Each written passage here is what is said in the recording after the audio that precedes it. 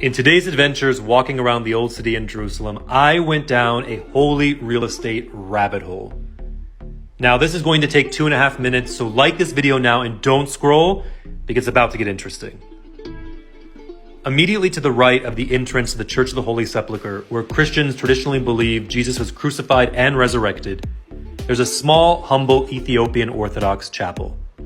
I entered, sat here for a couple of moments, and when I was about to leave, 2 Israeli police officers ran in and ran up the stairs. So I did the natural thing and followed them.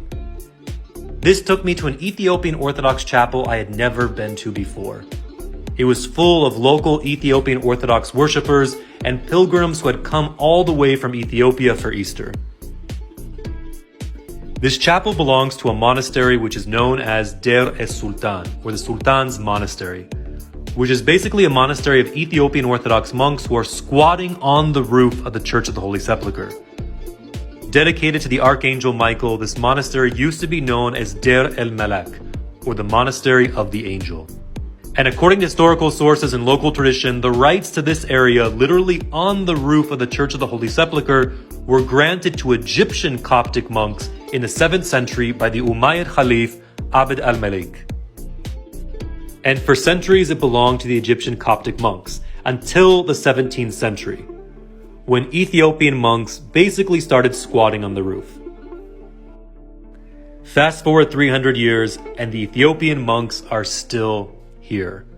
And of course, the Coptic Egyptian monks still claim the roof as theirs. The latest focal point of this conflict is this green door, which is why the Israeli police showed up. The green door separates between the Egyptian and Ethiopian areas. And while I don't know exactly what happened, according to the Ethiopians on the roof, earlier this week the Egyptians painted the door with an Egyptian flag. And the Egyptians claim that the Ethiopians came, defaced the flag, painted green over it, and set up this tent with an Ethiopian flag. One thing led to another, and the police got involved. From what I was able to gather from my conversations, the Ethiopians claim that the Egyptians painted the door with the Egyptian flag as a provocation during Holy Week. And the Egyptians claim that the Ethiopians had no right to paint over it because it's their property. And while this 300-year-old conflict might not seem like the most important thing in Jerusalem right now, all of these Israeli police showed up for the green door.